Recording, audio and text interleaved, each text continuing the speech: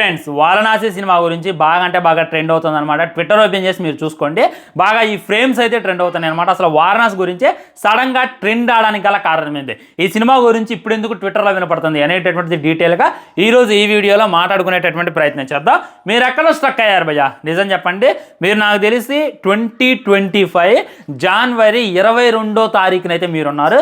నేను ఇంకా వారణాసి సినిమా ఆ యొక్క ఈవెంట్ కాడ ఆగిపోయా. హానెస్ట్గా చెప్పాలి, మొట్టమొదట నేను చాలాసార్లు చెప్పిన, మళ్ళీ చెప్పాల్సిన సిచ్యువేషన్ వస్తుంది కాబట్టి చెప్పిన, నేనైతే రాజమౌళి గారి స్పీచ్ దగ్గరే ఆగిపోయా.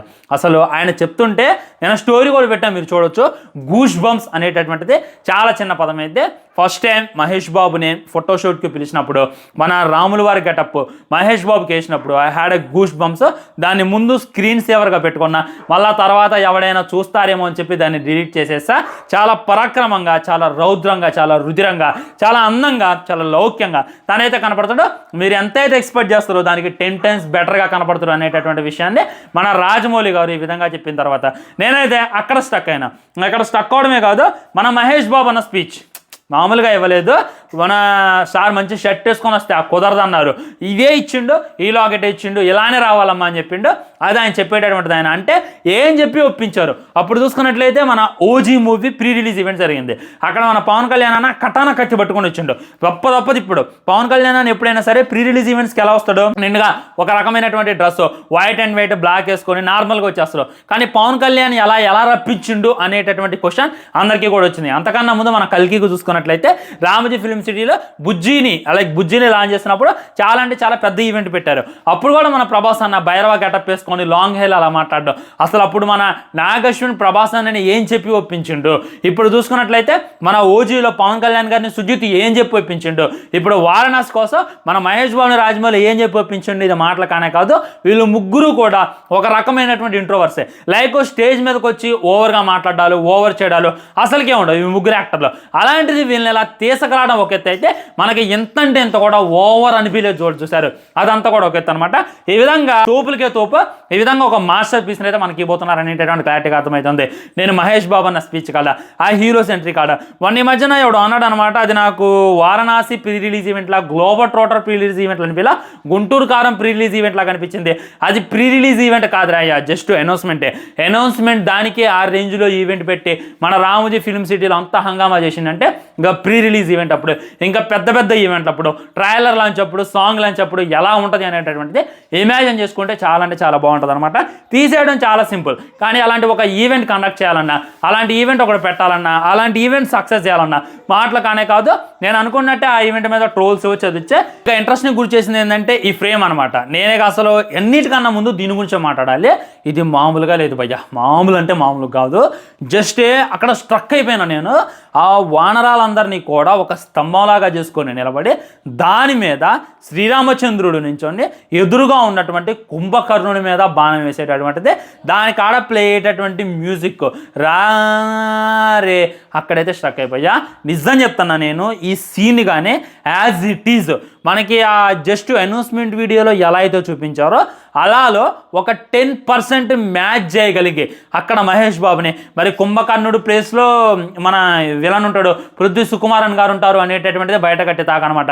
కుంభకర్ణుడు ప్లేస్లో పృథ్వీ సుకుమారన్ని. ఇక్కడ చూసుకున్నట్లయితే మన మహేష్ బాబు రాముడు ఈ విధంగా వానరాలందరినీ ఆ స్తంభంలా చేసుకొని నించోని కొట్టేటటువంటిది. ఈ సీన్ ఏదైతే ఉందో నాట్ 1%, ఇంకెలాంటి సీన్లు సినిమాలో చాలా ఉండబోతాయి అనేటటువంటిది క్లారిటీగా అర్థమవుతుంది. దీన్ని కానీ కరెక్ట్గా అప్లై చేసి మన ముందు పెట్టగలిగితే మట్టికి నేను చెప్తున్నా కదా, 2000 కోట్లు 3000 కోట్లు ఈజీగా వచ్చేస్తాయి అనేటటువంటిది చాలా అంటే చాలా చిన్న పదం. ఇంకెక్కువే వస్తాయి. దాంట్లో అయితే మనం ఏ విధమైనటువంటి ఆలోచన పెట్టుకోవాల్సిన లేదు. సో టాపిక్లోకి వచ్చేస్తాం. టాపిక్ మాట్లాడకుండా ఏదేదో మాట్లాడుతున్నాం ఎందుకు అని చెప్పి మీకైతే అనిపించచ్చు అనమాట. వారణాసి అయితే 2027 అని చెప్పి ఈ విధమైనటువంటి ట్వీట్ అయితే వేయడం జరిగింది. ఫస్ట్ క్వశ్చన్ ఈజ్ ఏ మంత్లో రిలీజ్ చేస్తారు. సో చాలామంది ఏమైనా మీమ్స్ చేస్తున్నారంటే 2027 అంటే మన రాజమౌళి గారి దృష్టిలో 2028, 2028, 2027 అంటే ఆయన అర్థం అదే అని చెప్పి చాలామంది కామెంట్ చేస్తున్నారు. అండ్ అది కాక 2027 March 5th చూసుకున్నట్లయితే డైరెక్ట్గా మన స్పిరిట్ సినిమా రాబోతుంది అనేటటువంటిది క్లారిటీగా అర్థమవుతుంది. సినిమా అంటే అంతకు ముందు రిలీజ్ రిలీజ్ కావడం అయితే కష్టం. 2027 జనవరిలో ఫెబ్రవరిలో సినిమా అయితే ఏమాత్రం రిలీజ్ కాదు. మార్చ్లో చూసుకున్నట్లయితే స్పిరిట్ ఉంది. సో ఏ మంత్లో రిలీజ్ చేస్తారు అనేటటువంటి ఆలోచన ప్రతి ఒక్కరిలో ఉంది. మార్చ్ స్పిరిట్కి ఇచ్చేయండి. మార్చ్ 1 నుండి మార్చ్ 31 దాకా స్పిరిట్ తప్ప ఏ విధమైనటువంటిది రాదు. మార్చ్ అయిపోయిన తర్వాత జూన్ ఉంది. జూన్ అయిపోయిన తర్వాత జూలై ఉంది. జూలైలో అయితే మ్యాక్సిమం వారణాసి సినిమా రిలీజ్ అవ్వబోతోంది అనేటటువంటిది క్లారిటీగా అర్థమవుతుంది. నిన్న విమర్శలు వచ్చాయి, స్పిరిట్ చూసుకున్నట్లయితే 2027 రిలీజ్ చేస్తామని చెప్పి వాళ్ళు ఫిక్స్ అయి కూర్చున్నారు. అదే టైంలో చాలా పాన్ ఇండియా సినిమాలు ఉన్నాయి, పాన్ వరల్డ్ సినిమాలు ఉన్నాయి, మార్వెల్ నుండి సినిమాలు వస్తున్నాయి, డీసీ నుండి సినిమాలు వస్తున్నాయి. మరి ఖచ్చితంగా వీళ్ళు చెప్పిన డేట్కి రిలీజ్ చేస్తారా చేయరా అనేటటువంటి దానికి ఫుల్ స్టాప్ పెడుతూ ఖచ్చితంగా 2027 రిలీజ్ చేస్తాం అనేటటువంటి మాట అయితే వాళ్ళు చెప్పారనమాట. అది ఏదైతే ఉందో పార్ట్ 1 అనమాట. పార్ట్ 2 ఏదైతే ఉందో నెక్స్ట్ ఇయర్ ఉండబోతుంది అనేటటువంటిది క్లారిటీగా అర్థమవుతుంది అనమాట. సో స్టోరీ ఏంది అని అంటే మనకు ఒక ఫ్రేమ్ చూపించారు కదా, మన పార్వతీదేవి తన యొక్క శిరస్సుని నరుక్కొని ఇద్దరికి కూడా శాకిని దాగినికి రక్తం ఇచ్చే వాళ్ళ ఆకలిని అయితే తీర్చిద్ది. అక్కడికంట మన కుంభ మరియు మన మహేష్ బాబు ప్రియాంక చోప్రా అయితే వెళ్తారనమాట. అక్కడైతే టైం లైన్ అయితే పడిపోతారంట. ఒక లోప్ హోల్ అని ఉంటుంది అనమాట. ఆ టైంలో అయితే తను పడిపోతారంట. పడిపోయిన తర్వాత ఎగ్జాక్ట్లీ మహాభారతం టైంలో అయితే ఓపెన్ అవుతారంట. మళ్ళీ ఆ తర్వాత రామాయణం టైంలో అయితే ఓపెన్ అవుతారంట. సో మన శ్రీరామచంద్రుడు కుంభకర్ణుడిని చంపకుండా ఆపేటటువంటి ఒక ప్రక్రియ అని చెప్పి ఇంకొంతమంది చెప్తున్నారు. ఆ తర్వాత మన ఇంద్రజిత్ అనేటటువంటి వాడు లక్ష్మణుడి మీద అయితే దాడి చేస్తారు. లక్ష్మణుడి మీద దాడి చేసిన తర్వాత హనుమంతుల వారు డైరెక్ట్గా వెళ్ళి సంజీవిని అయితే తీసుకొస్తారు.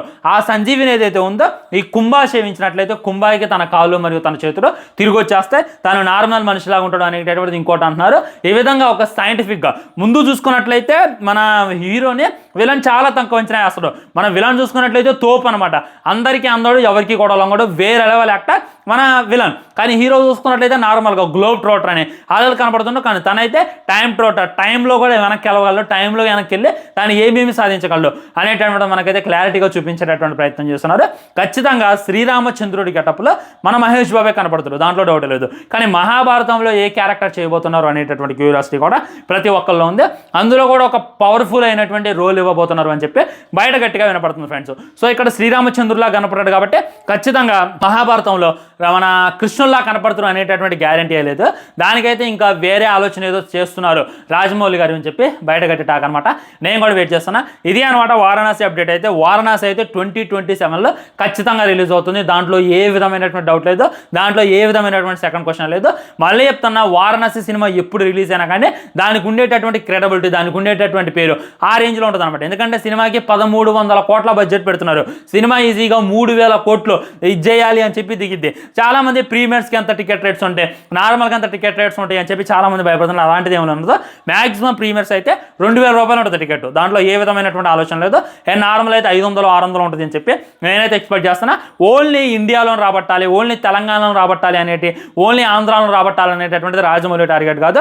మొత్తం ప్రపంచం మొత్తం రాపించాలి. అటు ఇటుగా 129 దేశాల్లో రిలీజ్ చేస్తున్నారు కాబట్టి 129 దేశాల్లో కూడా డబ్బులు గట్టిగా రాబట్టాలి అనేటటువంటిది ఆయన టార్గెట్ అని చెప్పి నాకైతే అనిపిస్తుంది. నేనైతే మరీ వెయిట్ చేస్తున్నా. ఖచ్చితంగా ఈ మార్చి 1 కల్లా ఒక అప్డేట్ వస్తుందంట.